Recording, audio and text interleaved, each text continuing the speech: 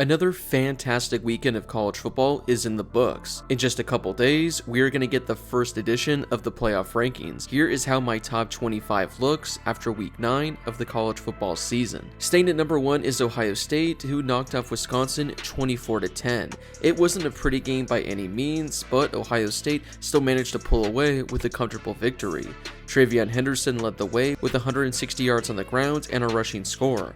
Meanwhile, Marvin Harrison Jr. did Marvin Harrison Jr. things as he caught 6 passes for 123 yards and 2 touchdowns. The Ohio State defense also stepped up as they held Wisconsin to only 10 points, 14 first downs, and 260 yards of total offense. I have them as my number 1 team for the second consecutive week, so it's going to be very interesting to see where the playoff committee puts them on Tuesday. Right behind them is Georgia, who knocked off Florida 43-20. Florida actually jumped out to the early lead in this game, but Georgia didn't hold anything back the rest of the way. Carson Beck continues to quietly add to his Heisman campaign as he threw for over 300 yards with 2 passing touchdowns. Meanwhile, Dejon Edwards continues to be one of the better running backs we've seen from Georgia in recent memory as he added 100 yards with 2 rushing scores. Michigan was off this weekend, so I got them here at number 3. Florida State had a dominating 41-16 victory over Wake Forest. Jordan Travis had arguably his best game of the season as he had nearly 400 yards of total offense with 4 total touchdowns. Meanwhile, Trey Benson had over 150 total yards with 2 touchdowns as well. Florida State's defense held Wake Forest to only 15 first downs and just over 200 yards of total offense. This may be a bit of a hot take, but I got Oregon going all the way up to number 5. I get it, they have one loss to Washington, but they were just seconds away from honestly winning that game. And if you look at the rest of their resume, they've been one of the more impressive teams in all of college football this year. They took down number 13 Utah this weekend 35-6. Now, this was a Utah team that a lot of people were talking as a potential playoff sleeper, and Oregon dominated them on both sides of the ball. Bo Nix continues his impressive season as he had over 250 total yards with 3 total touchdowns. Meanwhile, you look at what Oregon did on defense, they held Utah to only 6 points and only 13 first downs. Like I said, it was a dominant effort on both sides of the ball, and I think Oregon is a legitimate playoff contender. Right behind them is a team that actually beat Oregon in Washington. They struggled with a really bad Stanford team as they won 42-33. Although they won by 9 points, this was actually a back and forth game, and Stanford looked like they had a chance to pull off the upset. In the second half, both teams kept exchanging touchdowns, and Stanford trailed by only 2 points with 7 minutes left in the game. Michael Penix Jr. had a vintage performance as he threw for just under 400 yards with 4 passing touchdowns. But for Washington, this now makes back-to-back games in which they've really struggled against the Pac-12's worst teams. Texas knocked off BYU with a very easy 35-6 victory. Malik Murphy got the start in favor of Quinn Ewers, and he was solid. He threw for just under 200 yards with 2 passing touchdowns. Meanwhile, on the ground, the Longhorns rushed for nearly 200 yards with 2 rushing scores. The defense might have been even better, as they held BYU to only 6 points and fewer than 300 yards of total offense. Alabama was off this weekend, so here's where I got them ranked. Ole Miss walked away with a very easy 33-7 victory over Vanderbilt. Jackson Dart was great once again, as he threw for 240 yards with a passing touchdown while adding a touchdown on the ground as well. Meanwhile, Quinshon Judkins had 125 yards with 2 rushing scores as well. Although Ole Miss isn't really known for their defense, they had one of their best games of the entire season. They held Vanderbilt to only 13 first downs and just over 200 yards of total offense. Notre Dame had probably their easiest win of the season as they knocked off Pittsburgh 58-7. Audric Estime had another fantastic day on the ground as he rushed for over 100 yards with 3 rushing scores. The main reason Notre Dame was able to dominate this game the way they did was because they forced 5 turnovers. LSU was off this weekend, so here's where I got them ranked. Missouri was also off this weekend, so here's where I got them ranked. For the first time in decades, Oklahoma fell to Kansas as they lost by 5. This was a crazy game, and Oklahoma was leading in the final minutes. If they just got a 4th down stop, they would have won this game. Instead, they let Kansas go down the field and scored the game-winning touchdown. Dylan Gabriel's Heisman chances took a massive hit. He threw for only 170 yards with no passing touchdowns while throwing an interception.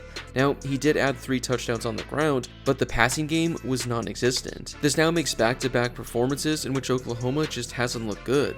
They lost this week, and if you remember, they struggled struggled last week against UCF, where they barely won at home. Oklahoma is still in the driver's seat to reach the Big 12 championship, but there are now 5 teams in the Big 12 that are 4-1 in conference play. After they lost the last time we saw them, Louisville bounced back with a 23-0 victory over Duke. The Cardinals did everything on the ground as they rushed for over 230 yards. Jahar Jordan had himself quite a day as he rushed for 160 yards with 2 rushing touchdowns. The offense stepped up, but it was the defense that was the biggest takeaway. They held Duke scoreless and to only 200 yards of total offense. For the game, the Blue Devils had only 9 first downs and went 2 of 12 on third down. Don't look now, but Louisville has the second best record in the ACC, and it looks like they might be the team that takes on Florida State in the ACC title game. Before I get to the rest of my rankings, I'd like to share with you guys how you can win money during the college football season. I've partnered with Underdog Fantasy to bring you this amazing deal. If you download the Underdog app and use promo code Harris, they'll match your first deposit up to $100. Yep, they're giving you up to $100 of free money. I've had a lot of success recently with college football and the NFL, and you can do the exact same with Underdog Fantasy. So make sure to use promo code Harris for a 100% deposit match up to $100. You can also sign up using the link in my description as well. Air Force moved to 8-0 with their 17-point victory over Colorado State. As a team, they rushed for 260 yards with 3 rushing scores. Emmanuel Mitchell led the way as he had 130 yards on the ground with a touchdown. I know it's Air Force and we keep saying the same thing every week, but they're still undefeated and they're one of a handful of teams that has 8 wins on the year. Penn State managed to win this game, but things were tied with 3 minutes to go against an Indiana team they were favored to beat by 35 points. Again, I'm not trying to be a hater on this Penn State team, but what I've seen from them this year, I just don't think this is a good team. I mean, we saw what happened last week when they finally had to play a good opponent. Then this week, when they took on a 2-5 Indiana team, they struggled to put them away at any point. I mean, seriously, how are you tied with 3 minutes to go at home against a team you're favored to beat by 35 points? That is just embarrassing, and that's why I got Penn State ranked so low. It was looking like UCLA might be on upset watch in this one early on, but they managed to pull this one out, beating Colorado by 12 points. Ethan Garbers threw for just under 300 yards with 2 passing touchdowns. Meanwhile, on the ground, the Bruins rushed for over 200 yards with 2 rushing scores as well. I know we talk about a lot of teams in the Pac-12, but UCLA is quietly climbing their way back up into the discussion. This one was probably a little closer than they wanted it to be, but James Madison stayed undefeated with their 3-point victory over Old Dominion.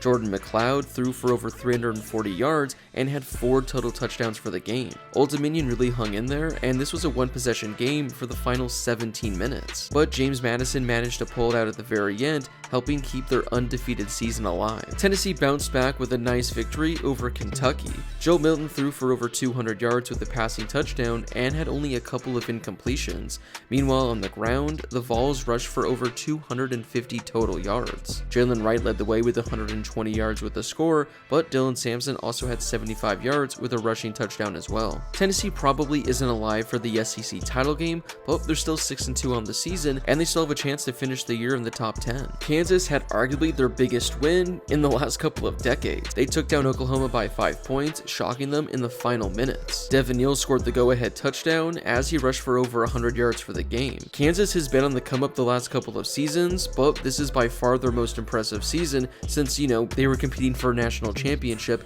about 15 years ago. The Jayhawks are 6-2 on the season, and they're in possible contention to appear in the Big 12 title game. Oregon State lost a heartbreaker as they fell by 3 on the road to Arizona. The Beavers' offense did enough as they accounted for over 400 total yards of offense. They just couldn't stop Arizona and Noah Fafita. He threw for just under 300 yards with 3 passing touchdowns, and it seemed like he made a big play every time the Wildcats needed it. This is a brutal loss for Oregon State as they were still alive in the Pac-12 title discussion.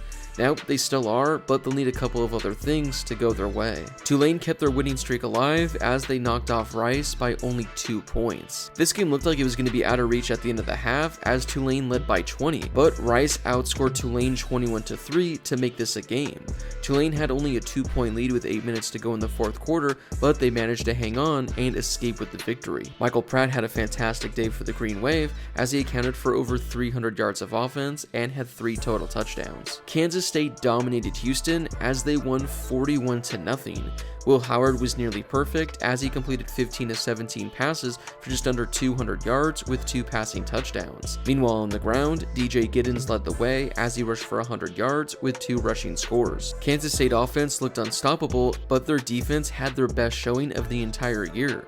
They held Houston scoreless, held them to only 11 first downs, and only 208 total yards of offense. I know Kansas State has been a little quiet after they won the Big 12 last season, but they are 6-2, and they're tied for the best record in conference play. Fresno State picked up the thrilling victory over UNLV as they won by 7 points. Fresno State actually trailed entering the half, but they outscored the Rebels 24-0 in the third quarter. Mikey Keene returned and had his best game of the season as he threw for just under 300 yards with 4 passing touchdowns. I know Air Force is undefeated and they're looking like the team to beat in the Mountain West, but Fresno State is quietly 7-1 and they're likely going to be competing in the Mountain West title game once again. Wrapping up our top 25 is Oklahoma State, who picked up a 45-13 victory over Cincinnati. Alan Bowman threw for just under 300 yards with 2 passing touchdowns. On the ground, Ollie Gordon II had another monster game. He rushed for 270 yards with 2 rushing scores. After losing back-to-back games earlier in the season, Oklahoma State is on a 4-game winning streak that includes some really impressive victories over Kansas State and Kansas. Well, those are my top 25 teams after week 9. Was there a team I had ranked too high or ranked too low? Or was there a team that didn't crack my top 25 that should have been in here? Whoever it is, let me know in the comment section down below. Before you leave, don't forget to hit that subscribe button and turn on those notifications if you're new to my channel. I'm posting college football videos every day during the season, so make sure to subscribe so you never miss a video. Also, don't forget to drop a like on this video as well. It helps out with that YouTube algorithm and helps share the video with more college football fans. Plus, it only takes a second to do. As always, thank you guys so much for watching, and I'll see you all in my next video.